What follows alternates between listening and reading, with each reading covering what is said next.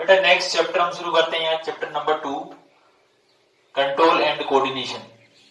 जो control and coordination है, इसके अंदर हम डिफरेंट टाइप के पार्ट्स पढ़ेंगे जो हमारी बॉडी को कंट्रोल करते हैं, या कोई भी जो ऑर्गेनिजम्स होते हैं उसके अंदर जो उसकी बॉडी का जो कंट्रोल सिस्टम होता है उसके बारे में पढ़ेंगे। ठीक है, तो जो कंट्रोल सिस्टम होता है उसके अंदर बेटा जो फर्स्ट टॉपिक इसके अंदर आता है वो आता है नर्वस सिस्टम का। तो नर्वस सिस्टम जो होता है, इस नर्वस सिस्टम के अंदर अगर हम डिफाइन करना चाहें कि जो नर्वस सिस्टम होता है वो क्या होता है, तो जो नर्वस सिस्टम होता है उसका मतलब होता है ये जो कॉम्बिनेशन होता है ये न्यूरॉन्स या फिर जिसको आप नर्व सेल्स बोल सकते हो, प्लस में सपोर्टिंग सेल्स,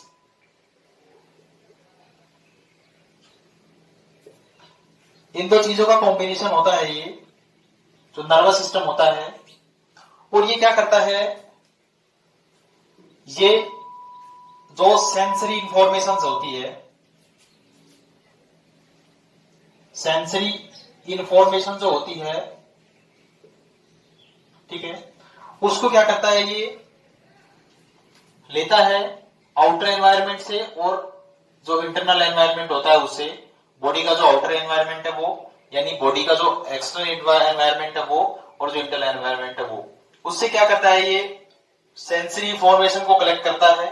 ठीक है, और ये रेस्पॉन्सिबल होता है रेस्पॉन्स देने के लिए। ठीक है, तो आपने कोई आपको नुकीली चीज चुभाई जाती है आपकी बॉडी के अंदर, तो आपकी बॉडी उसको तुरंत रेस्पॉन्स देती है, आप हाथ खींच लेते हो अपना, तो वो क्या हो गया कि एनवायरनमेंट जो है बॉडी का एक्सटर्नल और इंटरनल दो टाइप का होता है। एक्सटर्नल का मतलब बाहर वाला और इंटरनल का मतलब अंदर वाला। तो बॉडी के अंदर जो आउटर एनवायरनमेंट में और जो इंटरनल जो एनवायरनमेंट है उसके अंदर जो भी फंक्शंस होते हैं, उस जो भी है उसको जो कंट्रोल करता है वो हमारा नर्वस सिस्टम कंट्रोल करता है। तो अगर इसको हम डेफिनेशन देना चाहिए इसकी कि जो नर्वस सिस्टम होता है वो क्या होता है, तो it comes on with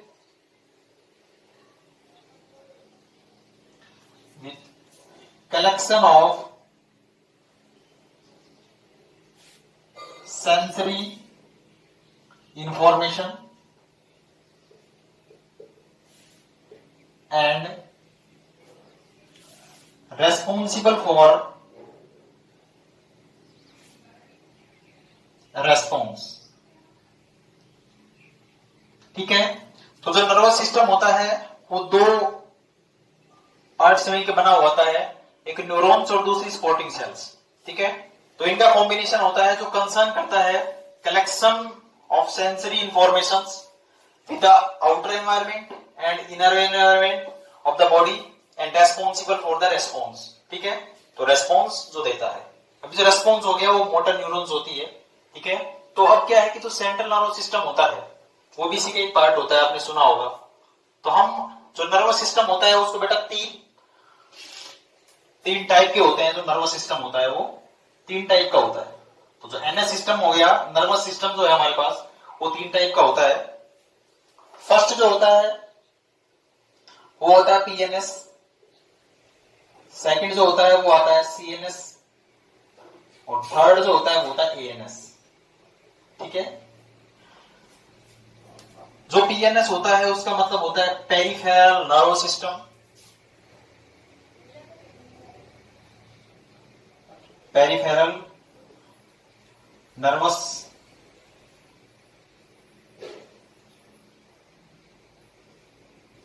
system. CNS जो होता है उसको बेटा बोलते हैं सेंट्रल नर्वस सिस्टम, और जो एएनएस होता है उसको बोलते हैं ऑटोनॉमिक नर्वस सिस्टम। तो इसके अंदर बेटा जो पीएनएस होता है पेरिफेरल नर्वस सिस्टम, ये nervous system towards the peripheral position होता है बॉडी के अंदर। ठीक है, तो इसका मतलब होता है कि जो पीएनएस होता है उसके अंदर सिर्फ न्यूरॉन्स इंक्लूडेड होती है, न्यूरॉन्स या फिर नर्व सेल जिसको हम कहें। सीएनएस जो होता है ये बॉडी के सेंट्रल के अंदर ठीक है, एक प्रकार से कॉलम में इसके अंदर दो चीजें होती है, ब्रेन प्लस में स्पाइनल कॉर्ड। ठीक है, तो थर्ड टाइप का होता है हमारे पास एएनएस, ऑटोनोमिक नर्वस सिस्टम। ये दो टाइप का होता है, एक सिंपैथेटिक और एक पैरासिम्पैथेटिक, दो टाइप का होता है, सिंपैथेटिक और पैरा सिंपैथेटिक, ये दो टाइप का होता है। और ये क्या करता है, इसमें जो ऑटोनोमिक नर्वस सिस्टम होता है, ये हमारे जो ऑर्गन्स होते हैं, उन ऑर्गन्स के अंदर जो एक्टिविटी होती है उनकी, उनको कंट्रोल करता है। ठीक है, एक इसके अंदर जो इन्वॉलेटरी होती है एक्टिविटीज, उसको कंट्रोल करता है। ठीक है, जैसे सिंपैथेटिक जो होता है, इन्वॉलेटरी जो एक्टिविटी होती है, हार्ट बीट वगैरह, ठीक है, उसको कंट्रोल करता है। और पैरासिम्पैथेटिक जो वॉल्यूटरी जो हमारे कंट्रोल के अंदर होती है, उसको। तो ये जो ऑटोनोमिक नर्वस सिस्टम होता है, ये बॉडी के अंदर जो हमारे मेनली जो ऑर्गन्स होते हैं, उन ऑर्गन्स के अंदर एक्टिविटी को कंट्रोल करता है। ठीक है, तो इसके अंदर ये 10th क्लास के अंदर ज्यादा कुछ नहीं है। इसके अंदर 10th क्लास के अंदर तो दो होगा मेन चीजें, एक याद रखना, पीएनएस होता है, पेरिफेरल नर्वस सिस्टम होता है, उसके अंदर न्यूरॉन्स आती है। और जो सीएनएस होता है उसको सेंट्रल नर्वस सिस्टम बोलते हैं, जिसके अंदर ब्रेन और स्पाइनल कॉर्ड आती है। ठीक है, ये एनएस वगैरह होता है, ये भी आप थोड़ा सा पढ़ सकते हैं इसके बारे में। लेकिन कुछ के अंदर क्या होता है कि जो पीएनएस होता है उसका पार्ट बता दिया जाता है एनएस को। ठीक है, अब हम जो पीएनएस होता है उसके बारे में पढ़ेंगे, जो मैक्सिमम चांसेस होते हैं एग्जाम में आने के।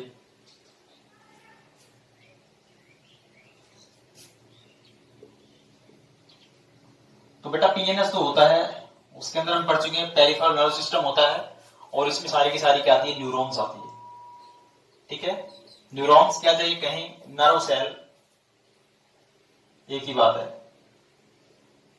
अब जो नर्व सेल्स होती है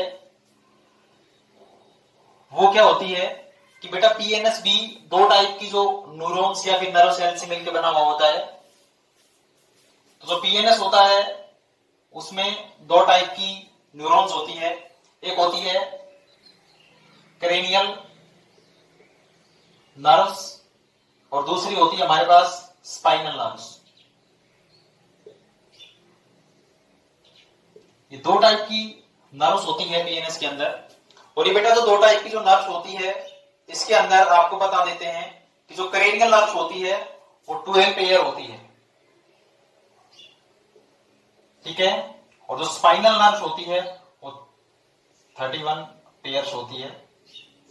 ठीक है,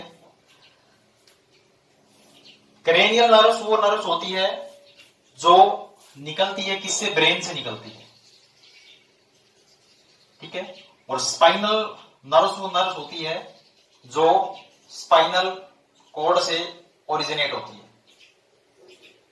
ठीक है, पीएनएस जो होता है हमारा पेरिफेरल नर्व सिस्टम, वो जो बना होता है वो दो टाइप की नर्व से बना हुआ होता है, दो टाइप की जो नर्व सेल्स होती है उससे मिलकर बना हुआ होता है। एक होती है क्रेनियल नर्व्स जो 12 पेयर होती है, और क्रेनियल नर्व का जो ओरिजिन होता है वो ब्रेन से होता है। ठीक है, नेक्स्ट स्पाइनल नर्व जो है वो स्पाइनल कॉर्ड से ओरिजिनेट होती है। ठीक है, तो बेटा इसके अंदर हम पढ़ रहे हैं स्ट्रक्चर ऑफ नर्व्स। दूसरी बात बता रहे हैं आपको कि जो नर्वस सेल, जो नर्व सेल होती है, वो हमारी जो बॉडी होती है उसके अंदर लॉन्गेस्ट सेल होती है। ठीक है, तो नेक्स्ट आता है हमारे पास स्ट्रक्चर ऑफ नर्व सेल। ठीक है, स्ट्रक्चर ऑफ नर्व सेल के बारे में बात करते हैं। बेटा स्ट्रक्चर ऑफ जो नर्व सेल्स होती है इस टाइप से स्ट्रक्चर बनाते हैं हम इसकी नर्व की।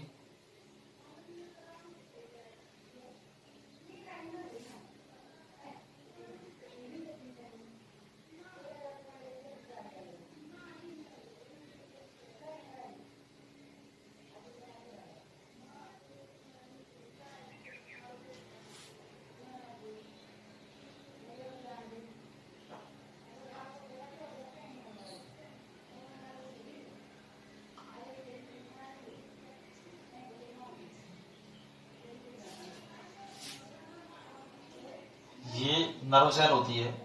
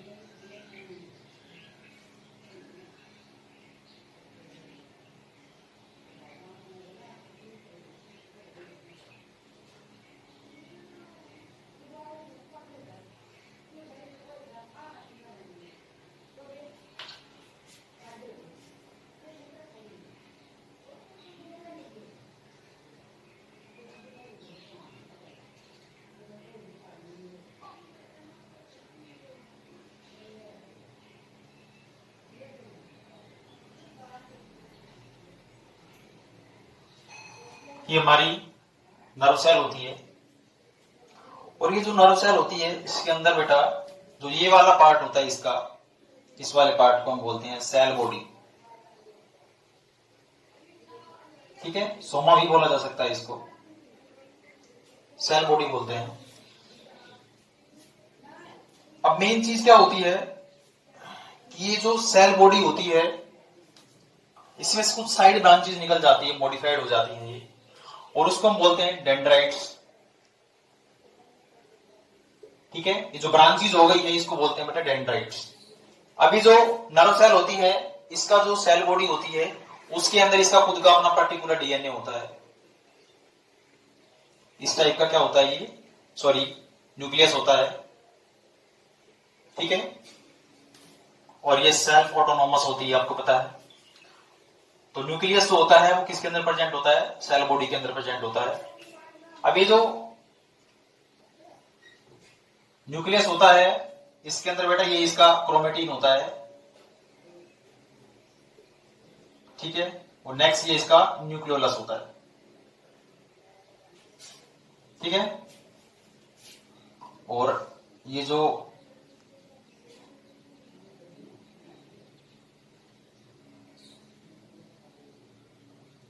इस टाइप से न्यूक्लियस से अटैच्ड इसके अंदर एंडोप्लाज्मिक रेटिकुलम होती है, और इस एंडोप्लाज्मिक रेटिकुलम पे राइबोसोम्स प्रेजेंट होते हैं। ये क्या है इसकी ईआर एंडोप्लाज्मिक रेटिकुलम, ये क्या है इसका राइबोसोम्स। ठीक है, इसके अंदर बेटा लिक्विड होता है अपना खुद का, सेल बॉडी जो होती है उसके अंदर लिक्विड होता है, और उस लिक्विड को हम बोलते हैं साइटोसोल। ठीक है, या फिर न्यूरोप्लाज्म। ठीक है, इसको क्या बोल सकते हो, न्यूरोप्लाज्म या फिर साइटोसोल। ठीक है,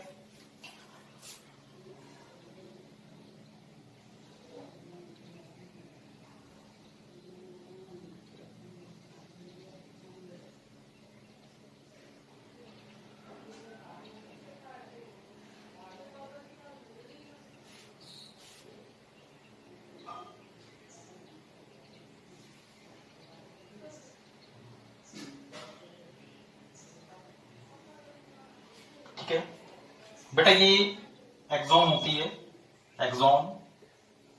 और एक्सोन के अंदर जो लिक्विड होता है उसको हम बोलते हैं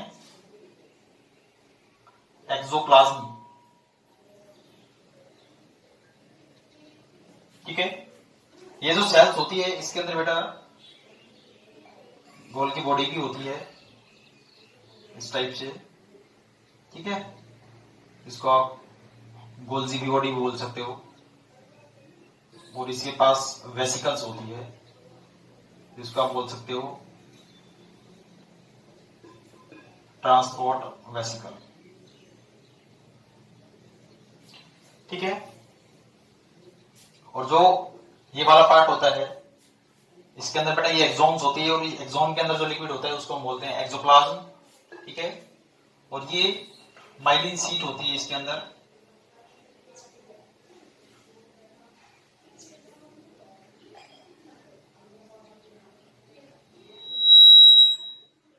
ठीक है, और ये इसके अंदर स्वान सेल होती है।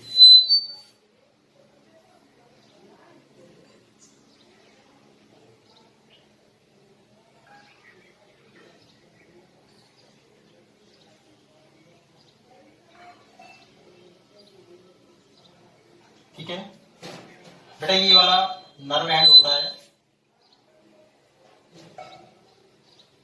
ठीक है, इसको आप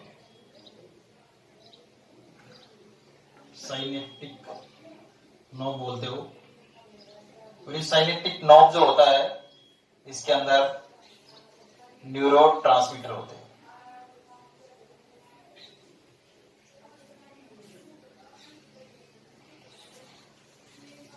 ये स्ट्रक्चर ऑफ नर्व सेल होती है, ठीक है। तो हम बेटा इसके डिफरेंट टाइप के पार्ट्स लेंगे। अब जो सेल बॉडी होती है, ये जो सेल बॉडी है यहाँ पे, इस सेल बॉडी के अंदर इसका अपना खुद का न्यूक्लियस होता है।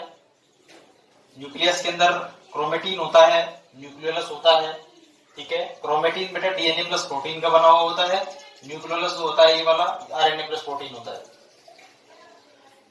इसके अंदर जो लिक्विड होता है उस लिक्विड को बेटा बोलते हैं न्यूरोप्लाज्म या फिर साइटोसोल भी बोल सकते हो। दूसरा, इसके अंदर बेटा एक स्पेसिफिक स्ट्रक्चर ऑर्गेनाइजेशन होती है जिसको आप निजिल्स ग्रेन्यूल्स बोलते हो।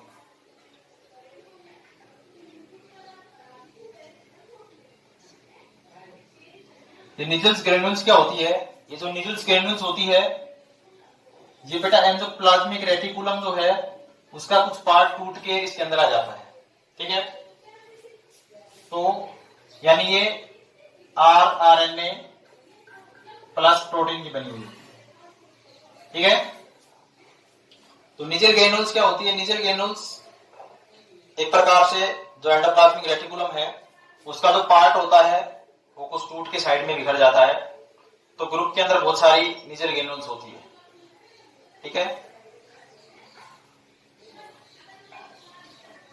तो बेटा सरफेस एरिया इंक्रीज करने के लिए ये जो सेल बॉडी होती है इसके अंदर कुछ ब्रांचेस बन जाती है इस टाइप से, इसको हम डेंड्राइट्स बोलते हैं। और जो डेंड्राइट्स होता है उसका काम होता है to collect the information outside. Outside की जो इंफॉर्मेशन होती है उसको कलेक्ट करना। और ये जो डेंड्राइट्स होती है ये कलेक्शन करके इंफॉर्मेशन को और ये ट्रांसमिट कर देती है किसके पास? सेल बॉडी के पास। अब जो सेल बॉडी होती है इस सेल बॉडी के अंदर से जो ये जो वेसिकल्स का ट्रांसपोर्ट वेसिकल्स का नाम बताया था हमने, ये ट्रांसपोर्ट वेसिकल्स होती है, ये इंफॉर्मेशन को वेसिकल्स के अंदर पैक करके और उसको बेटा एक्सोन्स जो है उसके अंदर ट्रांसमिट कर देती है इस टाइप से, ठीक है। अब मेन बात ये होती है कि जो एक्सोन्स होती है ये पतली सी ट्यूब लाइक स्ट्रक्चर, ये एक्सोन्स के साथ में एक सेल अटैच होती है जिसको हम बोलते हैं स्वान सेल, ठीक है। अभी जो स्वान सेल होती है इसका काम होता है माइलिन शीथ जो होती है इस माइलिन शीथ को बनाना, ठीक है। तो ये जो माइलिन शीथ होती है ये कवर होती है किस पे? स्वान सेल पे। ये स्वान सेल होती है, ठीक है। और ये बनाती है माइलिन शीथ को। और माइलिन शीथ का काम क्या होता है? इंसुलेशन का काम होता है कि जो मैसेज इसके एक्सोन्स के थ्रू जा रहे हैं, ठीक है, ये लॉस ना हो, तो एक प्रकार से इंसुलेशन का काम करती है, ठीक है। अब ये बीच में माइलिन शीथ कुछ एक्सोन्स जो होती है वो कवर नहीं होती, जिसको आप रॉड ऑफ रेनिमर बोलते हो,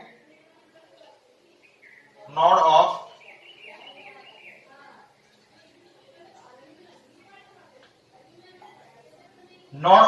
रेनवियर। ये तो नोड ऑफ रेनवियर होती है, ये क्या होती है कि जब मैसेज जो होते हैं वो बेटा कूद कूद के भी ट्रांसमिट होते हैं। जैसे यहाँ मैसेज है वो यहाँ पहुंच गया, फिर यहाँ, तो जब जो मैसेज होता है उसकी जल्दी सडन जरूरत होती है ट्रांसमिट करने के लिए, बेटा वो ये कूद कूद के जाता है। तो नोड ऑफ रेनवियर वो प्लेस होता है जहां से वो जो मैसेज है वो कूद कूद के जाएगा इसके अंदर से, ठीक है। और जो बेटा लास्ट का पार्ट होता है इसको आप नर्व एंड बोलते हो। इस नर्व एंड के अंदर जो बिल्कुल टर्मिनल पोजीशन होती है उस पे साइनेप्टिक नॉब बोलते हैं उसको। और इसके अंदर साइनेप्टिक नॉब जो होती है इसके अंदर इस टाइप से न्यूरोट्रांसमीटर्स होते हैं। नर्व एंड है हमारे पास, नर्व जहां पे एंड करती है उसको ये पार्ट को नर्व एंड बोलते हैं। अब इसके अंदर बेटा वेसिकल्स होते हैं बहुत सारे, ठीक है, इसको हम बोलते हैं न्यूरोट्रांसमीटर। और इसके अंदर वेसिकल्स होती है बहुत सारे। अभी वेसिकल्स क्या करती है कि मैसेज जो एक्सोन में से आया है उसको वो यहीं पे आएगा, इनके पास, ठीक है। और बेटा आपको पता है कि जो ये न्यूरॉन्स होती है इसके बाद दूसरी न्यूरॉन्स इसे जुड़ जाती है, तो ये जो नर्व एंड होता है ये दूसरे का जो डेंड्राइट्स पार्ट होता है उससे जुड़ता है, ठीक है। For examples